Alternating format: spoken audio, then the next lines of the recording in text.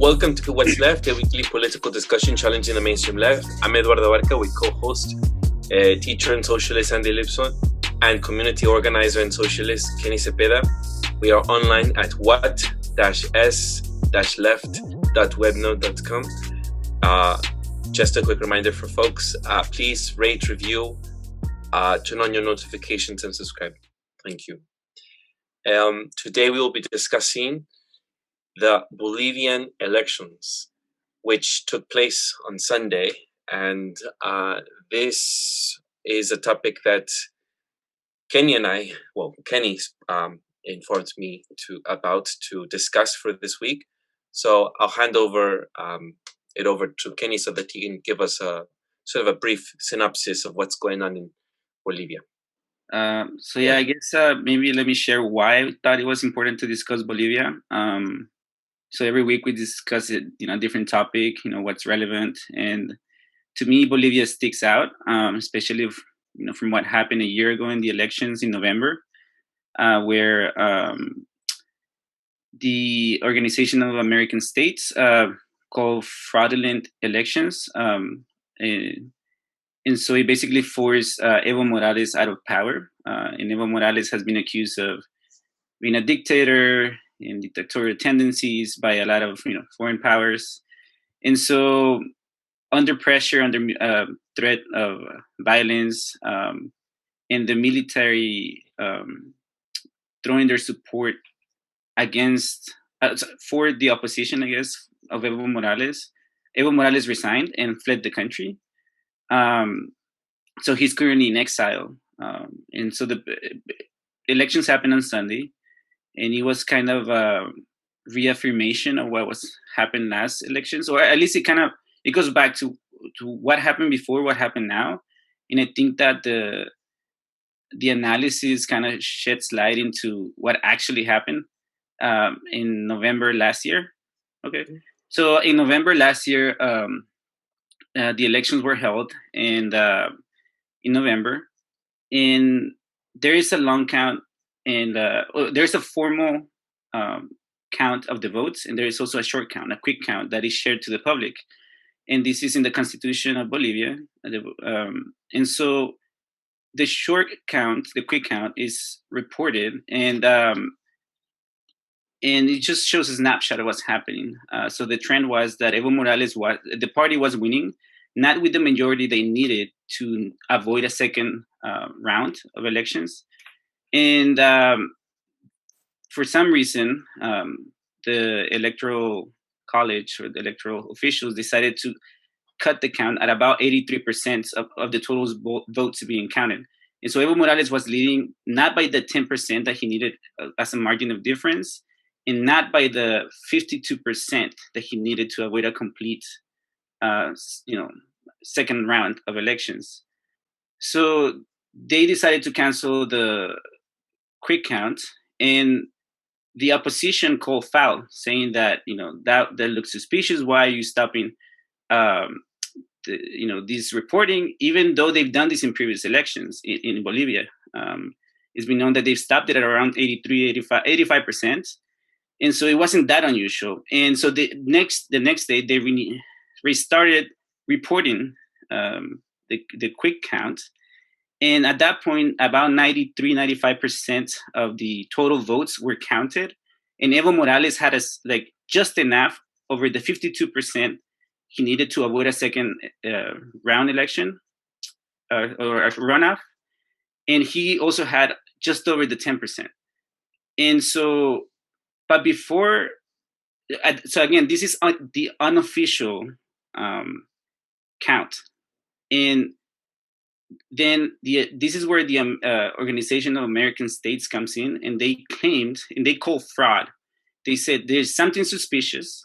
This is not, this looks fishy without any evidence. They just made a claim. And so that set the country in turmoil.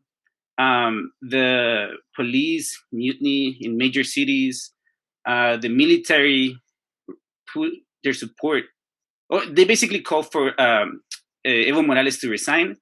And so he, under pressure, fled the country. And again, the question is, was that claimed by the Organization of American States valid. And so bring us to now.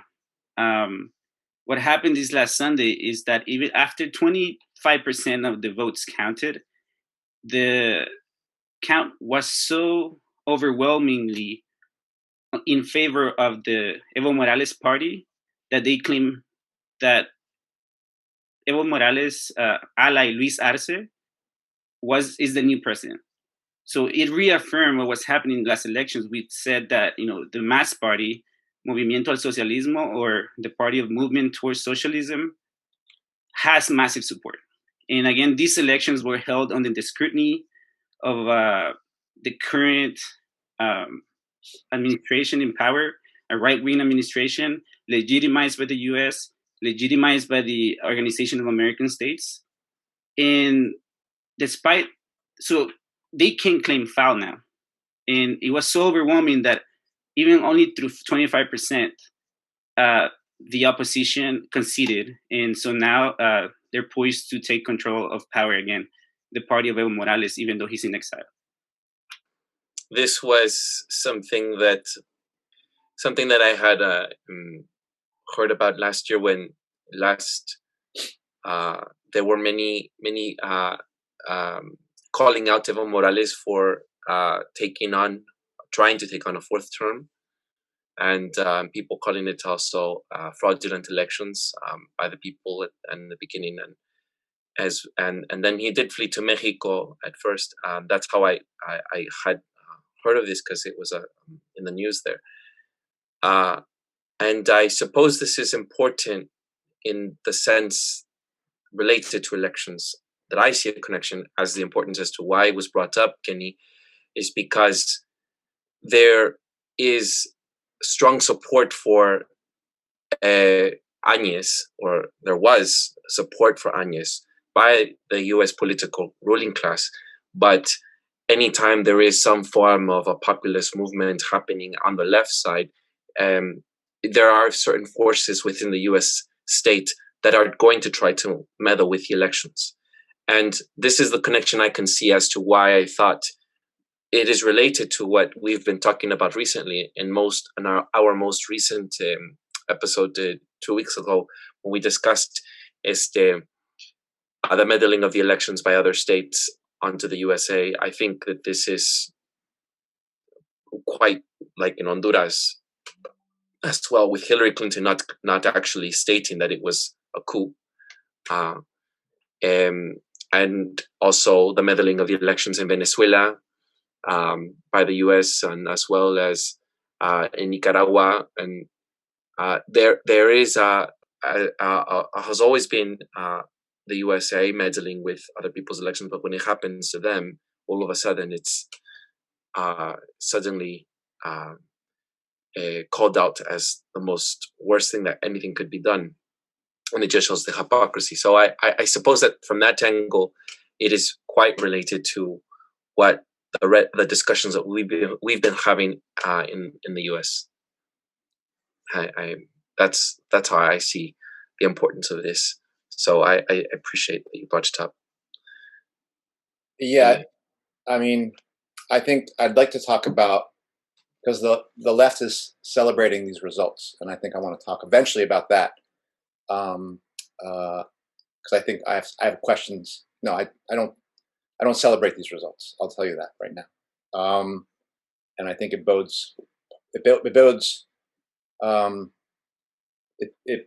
portends another comeuppance for the working class in Bolivia and internationally as a result of these events. But I'll get to that, because I do think there's something to be discussed here about what happened in 2019 in the U.S. Like there's so much levels of hypocrisy with the U.S. around, say, Russiagate or intervening with elections.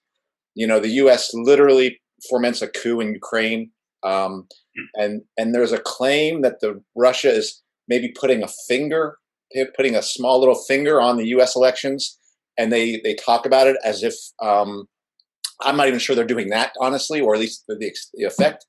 And they make it seem like it's the worst thing ever, like the U.S. democracy is being subverted. when the U.S. has its entire arm in the Bolivian elections and Venezuelan elections and all sorts of Central American elections, and it took many forms, right? The Organization of American States is basically a U.S.-led grouping, and they use it politically to put pressure on any resistance that might put pressure on a left-wing government, whether it be Cuba or Venezuela, or even in Colombia when it was pushing back at times with FARC and the movements there. But the other part is the U.S. The U.S. has the school, what was used to be called the School of Americas. It's been renamed something about the about hemisphere cooperation or something like that. But what it is a training center of military people who are sent into who are trained in the United States and sent into Central America and South America, and they exist there as generals and higher up officials, and these are the people that they contact when they want to overturn a government. And so the blueprint for getting rid of Morales was not just one of saying, oh, that was a fraudulent election and making that up, which was, I do think that was just made up by the United States. They just make a claim, and maybe it has no truth, and then they just put in they use all these bodies, whether it be external bodies, whether it be internal bodies, with like the military, to try to essentially foment a crisis in the country, and then push that leader out. In reality, I actually think that blueprint that the U.S. has used over and over and over again to push changes in other countries through the CIA and through government pressures, through the IMF and World Bank and its effect on institutions, through the Organization of American States, through the School of Americas, all these different institutions that the U.S. has. I actually believe this is what the U.S. is doing here when they have spent the last year preparing its own citizens for an electoral crisis. I believe that in the same way that they use the panic that they spread in Bolivia to overturn one election, that same panic is being spread right now so that the U.S. can put in place the leader they want. Is that leader Trump? Is that leader Biden? I don't know.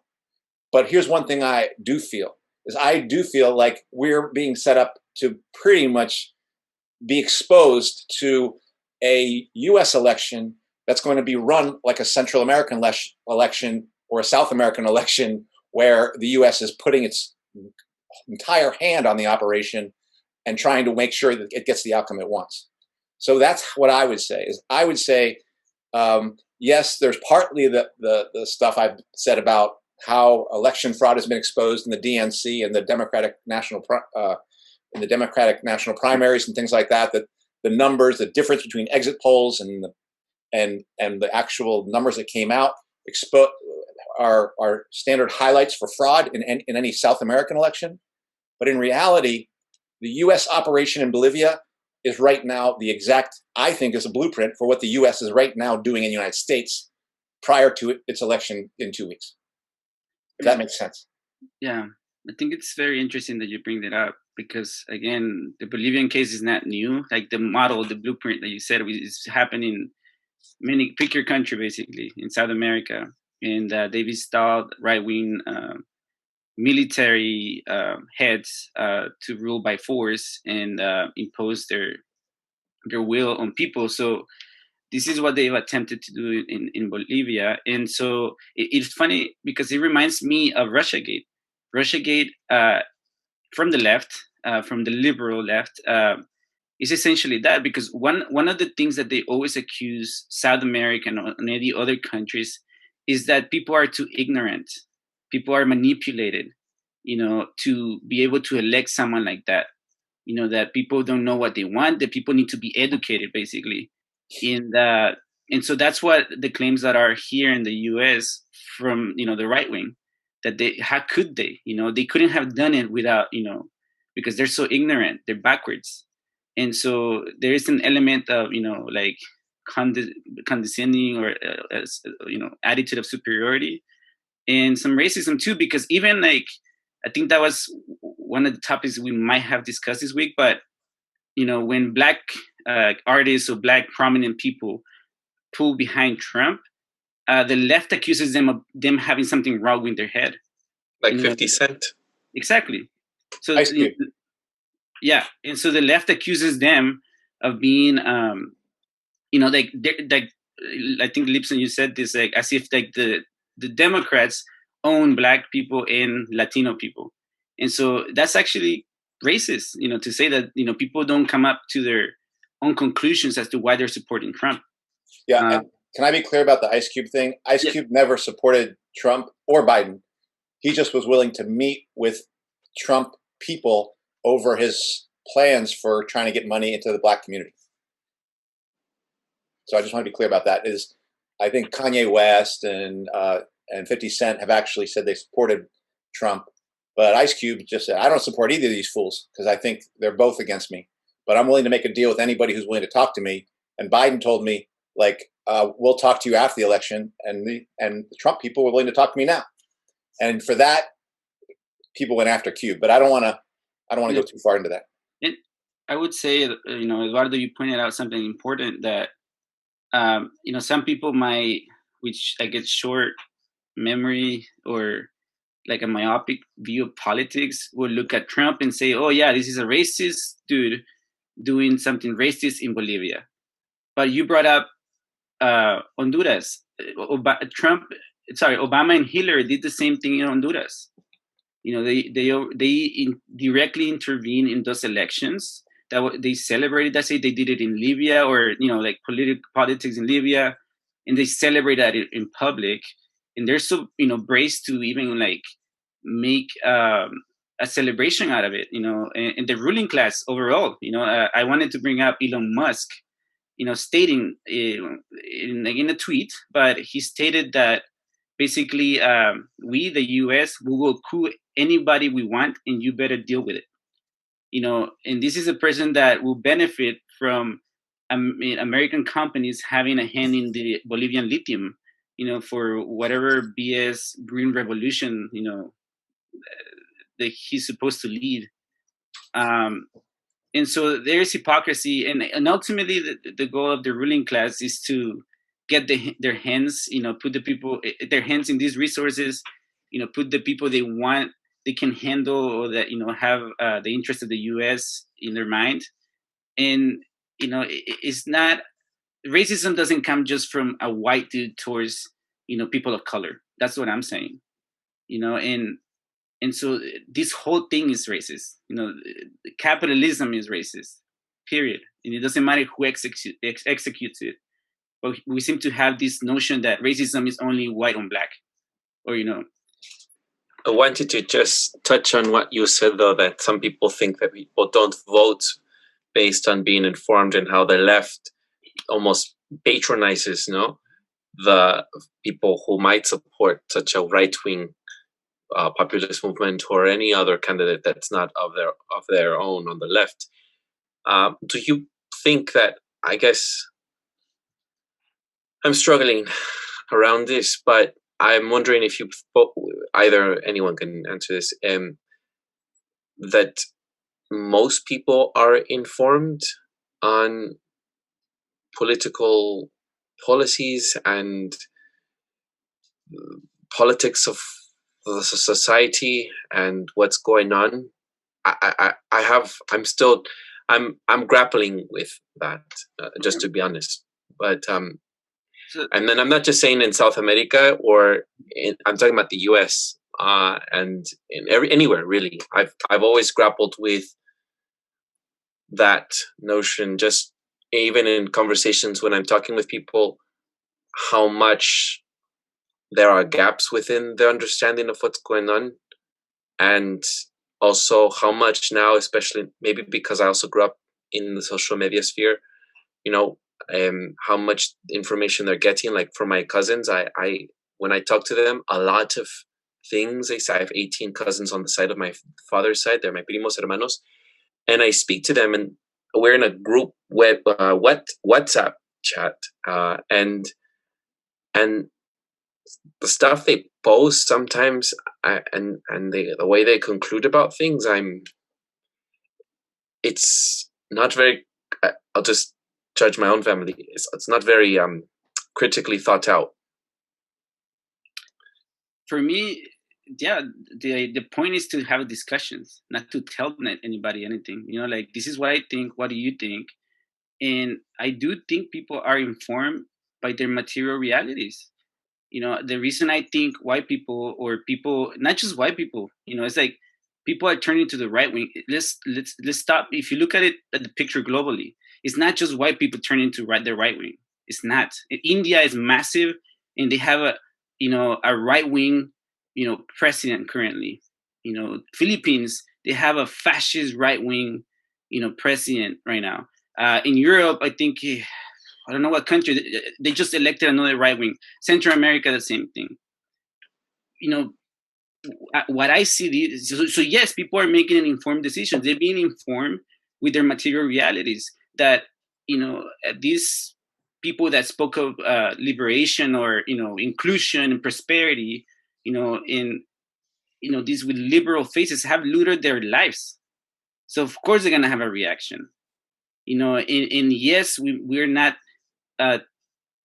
completely coming to, we're not having discussions. That's true, but let's not assume that they're the only ones misinformed. Like, and that's kind of the point, and that's what we're so screwed in the US, I believe, that we are condescending, and we're not accepting that the most probably economically abused over the last 30-40 years after NAFTA have been white people. And so, you have a white man that is particularly influenced by platitudes of, hard work and American nationalism, and that they're supposed to be doing well, but they're not. Of course, they're going to have a reaction. And then our response on the left is shame, shame, shame. There's no political space for them. There is no answer for their plight. And so that's not just happening in the US. That is also very myopic. It's happening worldwide.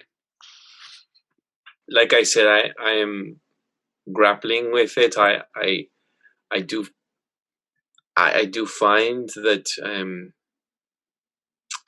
take COVID, for example. You either have people who believe it is the most dangerous thing that could destroy you, that we need to take very extreme precautions, no? And then you think people on the other side who think it's a hoax.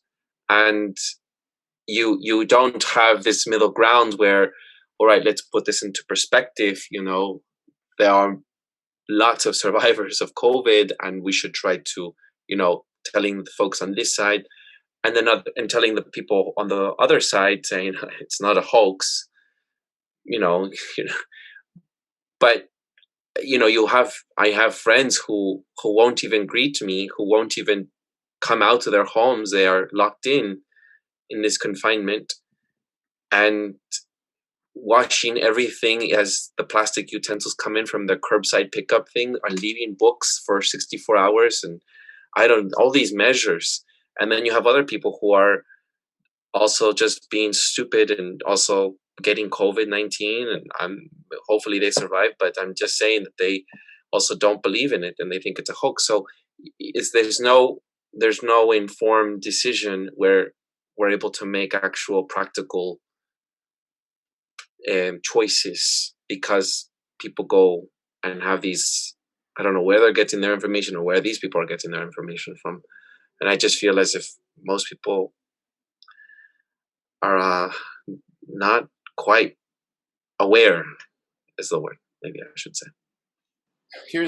I think I'm not going to get into the COVID thing, because I think that just brings another layer to this. But it's about just things in general that people get their information, their source from. I will bring back the election. And so we're going to come to 2020, I believe. But in 2016, Trump ran as an anti-establishment candidate. And people behind him saw him as an anti-establishment candidate. And I think there was some reality, like the people who said he was anti-establishment or felt that way, they were misinformed because he was going to be a member of the ruling class, but they were responding to something real, which is the fact that the establishment was screwing them over, and they wanted to push back against that establishment. So they were going to support somebody who they thought was going to be tough-minded enough to go against them. And also it was anti-PC culture, those sorts of things, right? So some people would say, oh, you think he's an anti-establishment candidate? What's wrong with you? You're misinformed. But let's hold on. There was a second anti-establishment candidate, remember? Do you remember the other one?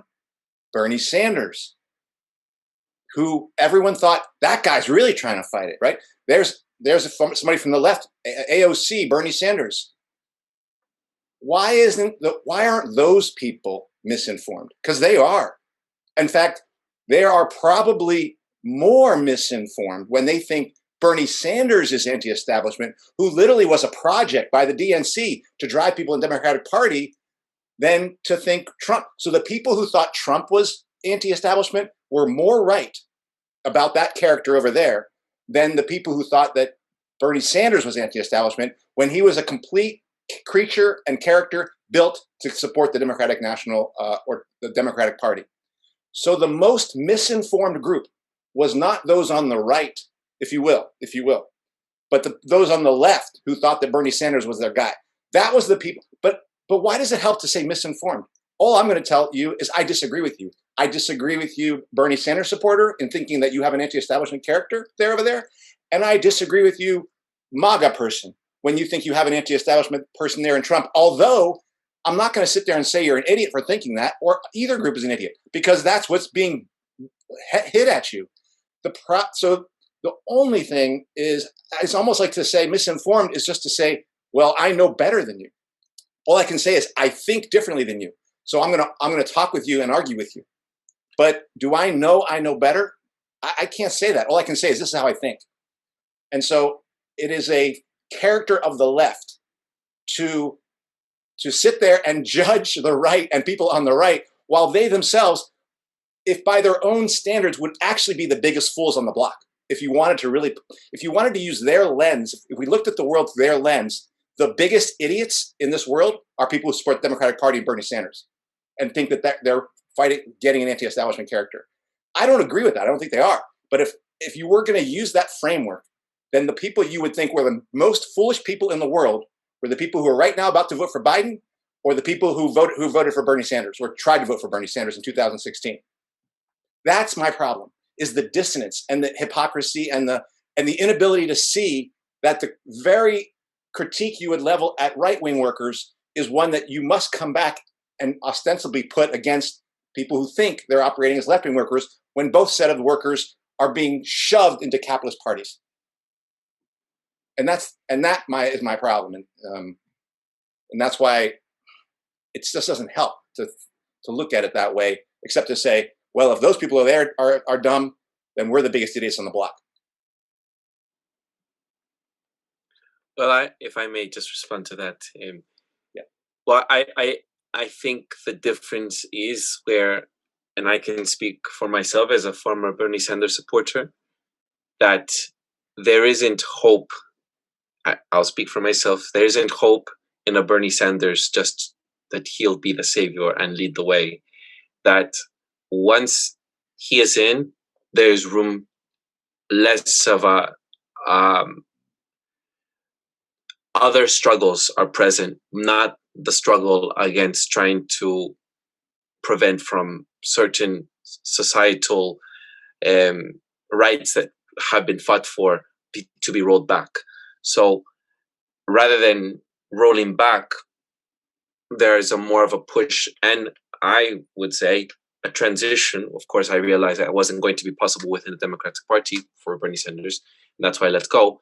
But at that time, I had hoped there could be a more of a moving forward and more of a push and a fight, and the struggle would be moving forward rather than trying to prevent from rolling back, which is now what's happening with Trump. There's a lot of rolling back of things that, again, but such as the environment, for example, right? Let's go ahead. Let's move on to the next part. I'm just responding to what you said as a former Bernie Sanders supporter. I understand, but that is a good point, Andy. I know there are people out there who might as well see Trump and Bernie Sanders as their only hope and their only savior, And there is, I won't deny, on the left, an arrogancy that exists, that is condescending, as Kenny had said as well, that the left does view the right as being misguided and misinformed. I think that the left also has our misguided and misinformed, and this is why at that time I even will say I probably fell into as many of the false hopes at that time, and that's why I'm not a Bernie Sanders supporter today, and I'm not a Joe Biden supporter. But yes, I can see it, and I think it's a good point that you brought up. I do want to move on, but I'm going to give you one homework assignment. I'm going to ask you to find maybe 2 Trump supporters, and maybe not by a week, but if you can find 2 Trump supporters and talk with them and find out if they believe that Trump is going to lead them to the promised land. Go ahead and see if that's true. That's it. I'm just going to leave it at that. See if that's what they say. If they do, I'm wrong. I will just say to people that they can look at our previous episode on Florida, where we did have an interview like this, so they can see my homework assignment then. You're plagiarizing from the past. I guess. I mean, I do have bringing it back. But I will hold on, Kenny. But yes, I will take it on, Andy. I mean, in time. But I think it's worth doing to see if that's an accurate picture of the way they think about it. Well, maybe we should. Maybe we should. I'm sorry if I'm pausing here. You don't have to add this, but maybe we should interview 2 or 3 Trump supporters. That might be something on what's left. You know. Yeah, that's not. That's what I would do before John Avlos. All right. So I guess bringing it back to Bolivia, there are, so what's happening in Bolivia is happening in the context of a move to the right in the world, especially in South America. A lot of former left-wing, self-proclaimed socialist movement presidents, they're out. Whether it's Brazil because there was a coup, a judicial coup in Brazil, whether it was in Argentina that was voted out, Chile that currently has a billionaire president similar to the U.S.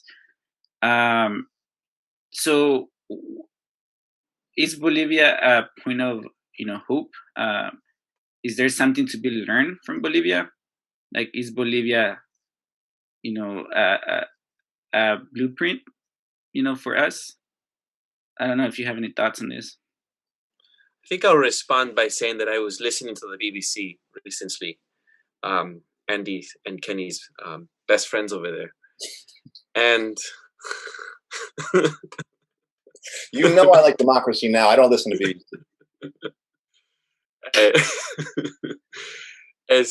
Alongside with Alex Jones, and I was listening to how there is this fear of the Bolsonaros in Latin America and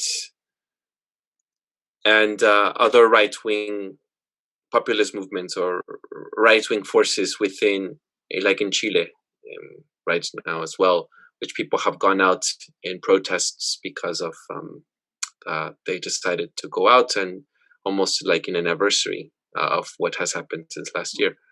And they haven't stopped. COVID kind of stopped what was happening. Yeah. But a lot of Latin American countries, including Chile, Colombia, the Dominican Republic, Puerto Rico, Haiti. Let's not forget Haiti. But I mean, Haiti, I don't know so much. But the other countries I mentioned, they've been triggered by neoliberal policies. Classic IMF. Let's cut this, let's cut that, privatize this, privatize that, increase the price on this. So that's triggered people resisting. It doesn't have the character of an unorganized working class movement necessarily, and maybe that's different in Bolivia. Maybe, because the mass parties there are members of the working class, like the peasants organizations more than anything. But that just wanted to say that Chile it's not sudden. It didn't reignite. It's been happening. They've been going out and fighting the police. In the way that, I guess BLM here is in some cities, but over there, they've been going at it for a year now. Yeah. Yes, that's true. And COVID was definitely a big hindrance for their cause and their movement. and so I do feel this, if this is a victory for the left in Latin America, it's certainly something that Mexico has praised, as well as folks that support Venezuelan socialist, I'll air quote it there, socialist movement that's there. Is it something that I forgot the word you used just now, Andy. I was going to use the word. Is it the resurgence of a left, or the resurgence of a yes. I mean, I think personally, I think it Mexico really affected me and AMLO, and I think there could be some false hopes, because in Mexico we have, well, at the time that I was in Mexico and they were doing the elections, and there was this sense that AMLO was going to lead the leftist movement of Latin America in the wake of Bolsonaro, and there was hope, right? The Latin American Macron of Latin America, and and so I don't think, now that I know that and having had gone through that, I don't think that Evo Morales or Luis Arce is the hope that people are expecting, that they should be careful and cautious, because it's still within a system that is a capitalist system, and you can't just, it's like,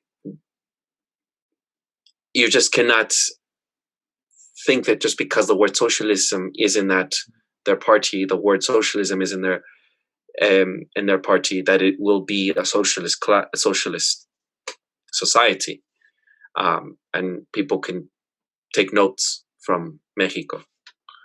Whereas, again, I talk about the environment because I love it, but where they are now doing similar to Nicaragua, now a trail from in a forest in Mexico to be able to build, to get goods across.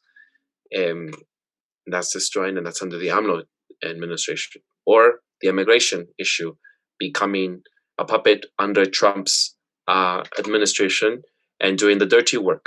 And that is a leftist socialist worker doing this work, right? Because AMLO wasn't a polished politician, and doing the dirty work on the border of Guatemala. And Elise, you were going to say something, can you? Yeah, and like that's something to point out with Evo Morales, that Bolivia hasn't been able to escape the trap of being an extractionary country, like being a country of getting extraction, and that's basically the only difference, is that supposedly the mass government it repurposes or has a little more control of the it has better terms with the extractionary forces. Right. It doesn't really control the productive. The extraction expanded under Morales. Mm-hmm. Expanded. There was more damage, and more land that was rainforest land was ended up used for those extraction purposes, so those commodities could be sold. But more of those profits were refunneled back into the government and bought for to help people who were poor, literacy programs and things like that. But they had to do it in the way that Chavez did it, which is state-run capitalism. And there was opposition by indigenous groups, because yes. Morales claimed that cracked down on their heads. Morales claimed that he would protect the environment, and they're like, "What are you up to?"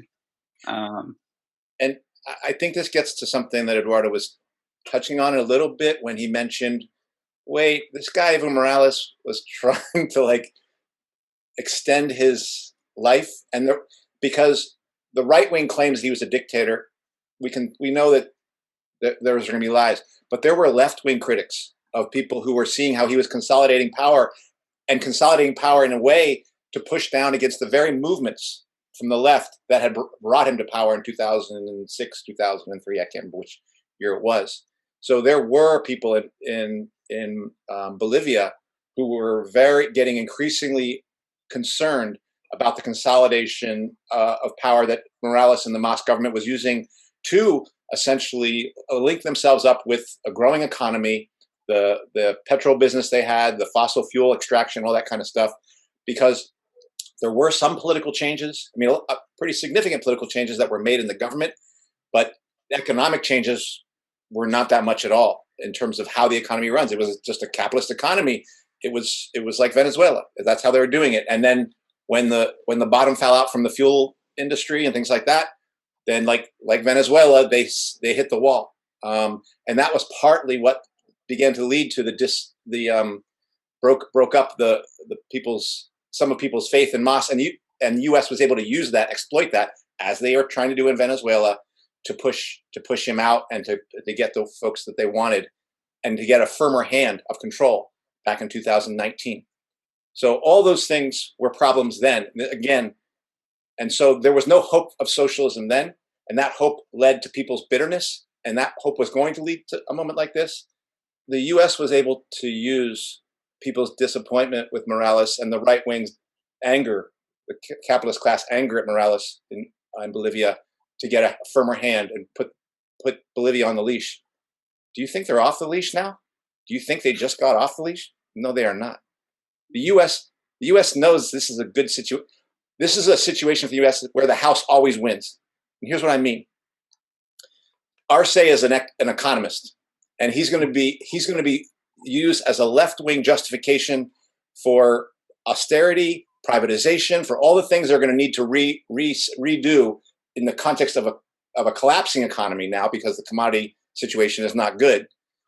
And he's either going to do that, and then produce the bitterness of the people in response to doing that, or they're going to fail. And then the right's going to come to power if they fail, and they can't succeed. The Mas government is a situation where they cannot succeed if they're going to do right by workers. They can't. So this is going to be a situation where the Mas will have to kind of fail in terms of what the socialist expectations that are had for them. And therefore, when they fail, then there's round two of the new fascist government that people are going to overwhelmingly vote for, who's again going to make Bolsonaro or Arnez seem like a nice person, but in comparison. So this is a rule that people are going to have to learn something, because it's very unfortunate that people are saying we're going to have to defeat fascism here in the United States by voting for Biden. You cannot defeat the capitalists or fascists at the ballot box. You can't. They will always win that game. And the only way you can defeat the capitalists is in working class struggle. Not just struggle, working class struggle of taking back all the means of production that workers can possibly do. And if you don't do that, if that is not the center of your strategy for fighting the capitalists, then it's over for you. There's no future. There's no hope of socialism. The only hope is bitterness and disappointment, which will lead to a right-wing populism that will have people begging for a strong hand that will then deliver them into even deeper bitterness. And that is the hamster wheel that all these countries, including the United States, is on. And that's what a Biden victory will mean. A Biden victory will mean that in 4 or 8 years from now, we're going to bring Trump back in front of us and say, wasn't Trump great? Just like we're doing with Bush, because the new character who we're going to get after Biden fucks everyone over is going to make Trump look like a Boy Scout. So this game, the only people who win at this game is the capitalists, and workers will continue to get screwed. And so this event, what has happened here in South America or in Bolivia, is just it's a victory for the United States again. It's a victory for the capitalist class, because they've gotten everyone to basically pretty much those movements that were anti-privatization, things like that in Bolivia, are largely either receded or they're captured under one of these parties by the Mas. And so it'll be Mas who's going to oversee the implementation of the next round of austerity. So you're basically saying that Evo Morales and MAS is not socialism? Yeah, absolutely. And so how would it be different? How would it look different for them or for us? How do we break that hamster wheel? And I know you mentioned, like taking the means of production, but what would be, like some steps that point to a good direction? So first off, let's be clear. What Evo Morales offered, and even what Arce is offering, is 1,000 times, maybe, okay, 100 times better than what Biden is offering. I would guess, like I would say, in terms of like, okay, we're going to try to maybe I'll give them that benefit of the doubt. And so it's no good under Biden because there's nothing really being offered. But for socialists and revolutionaries, it's no good in Bolivia as well. This weak version, because it's all going to be funneled through the capitalist state. This is why MAS, in order to be successful when they came to power at the height of the movements, had to cut deals with the capitalists in Bolivia who were connected to the United States or not connected to the United States, connected to China or wherever. And that situation is even more true right now. So this is the question is how can the working class become independent? Like, if it connects its future to MAS, there's no future for it, because that's going to connect it to the extraction of profits out of Bolivia, which is what the government's going to be running on. So the working class has to give up on that game. Now, how does that happen? I do believe there needs to be the formation of a revolutionary party, and there needs to be a mass struggle around which the formation of independent institutions that are independent of MAS, of all the right-wing parties, left-wing parties, and the formations of workers' councils that would say we're taking control of these things ourselves, and there's no sharing of profits. There's no profits at all. We're going to, with this shutting down of the workplace and putting it under the ownership of workers is being done under the idea of establishing working class socialism here. So there's no ballot box you can make that happen at. And there's no ballot box that's going to, there's no one who you will elect, at least among these characters. Eduardo and I have mentioned what it might sound like if you were to get real revolutionaries in power, even at the lower levels. And all they would tell you is there's nothing to look for here. This whole thing doesn't work. You're going to have to fight for it on the ground. And my only role as an elected official is to basically expose the fact that this whole thing is a charade, that you're living under a dictatorship, and that to defeat that dictatorship, you're going to have to do your own actions and strikes in order to shut this thing down and put it up under working class ownership. That would be the only thing a socialist politician who tells you, I will do this for you with this system, is just building a different kind of mousetrap for you. So basically, like, for me, the way I see it is like, for example, in San Francisco, right? Like, there has been talks about with the government, the city government, about repurposing some of the businesses that have closed, the buildings, for community organizations. So what I've been pushing is we need a game plan. We're probably going to ask them, they're never going to deliver, or they're going to deliver with some, strings attached. So what I'm saying is, let's take over that, let's protect it, and let's make it our own, make it, community owned. They have no say in this. This is our own institution, we're going to run it. So that's at a micro level.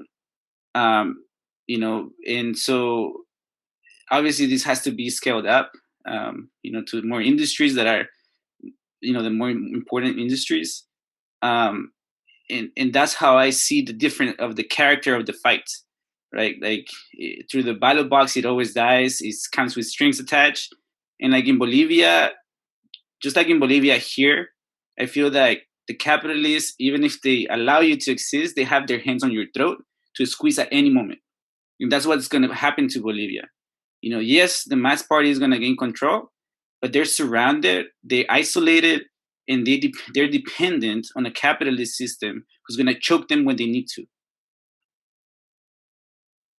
So that's and use them, and in fact use the MAS party to extract more profit from the working class there.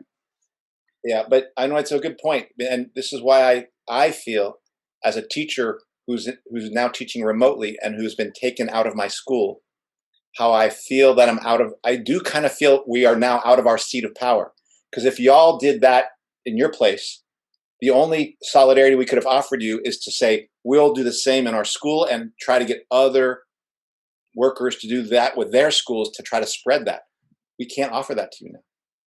All I can do is say, I'll shut down, I'll log off. Or I'll repost.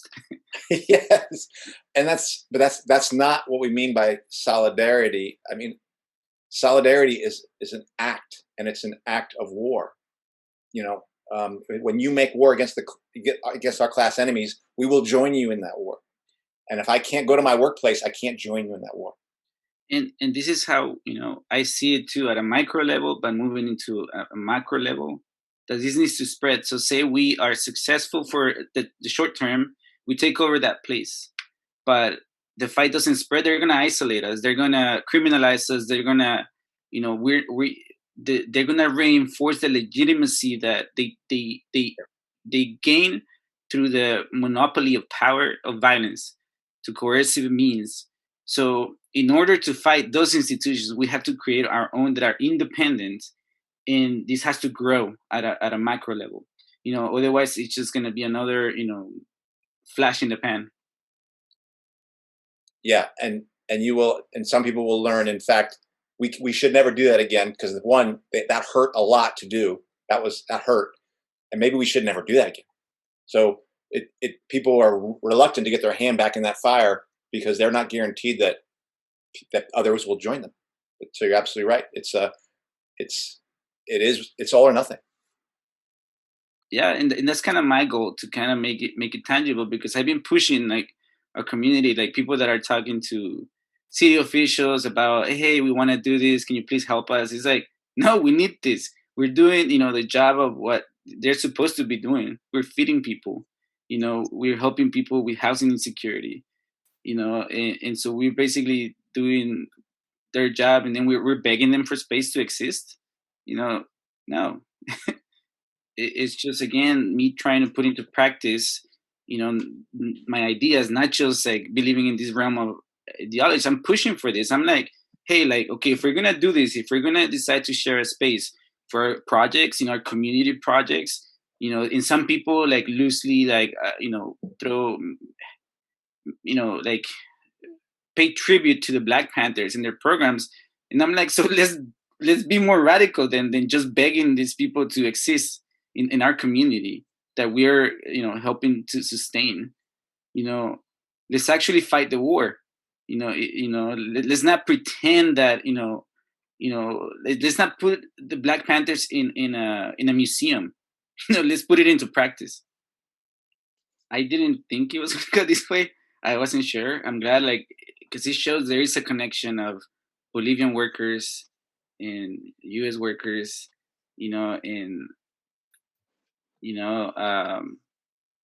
I hope someday it spreads, and I don't know for sure if it'll happen in my lifetime. And all I can do is push, because or the other option is to sit down and cry and pretend nothing is happening, and fill myself with fantasies. And so that's why I think it's important to analyze. That's why I enjoy these conversations. I don't know if this will be in the show, but because that's the point, right? To have a conversation and share what you know, and instead of just like dictating to people, and this is what it is. And so no, I just appreciate being here. Yep. Okay. Well, that does it for this week's episode. What's Left is a weekly political podcast / channel challenging the mainstream left. We post information about our topics and our guests on the episode notes, wherever you found this episode, or on our blog at what-s-left.webnode.com. And you can find past episodes to this podcast / channel there and connect with us. I remind folks that if you like anything that you have heard here, please share your favorite episode, rate, review, turn on your notifications, and subscribe to any of our 6 platforms on Spotify, iTunes Podcasts, Stitcher, Google Play, Bitchute, or YouTube. And if you would like to give us something give us feedback about something you've heard or suggest something for us to cover, contact us through our blog. I'm Eduardo Barca with Kenny Cepeda and Andy Lipson. Vote, wear your mask, save lives. See you all next time. I do not approve of this message.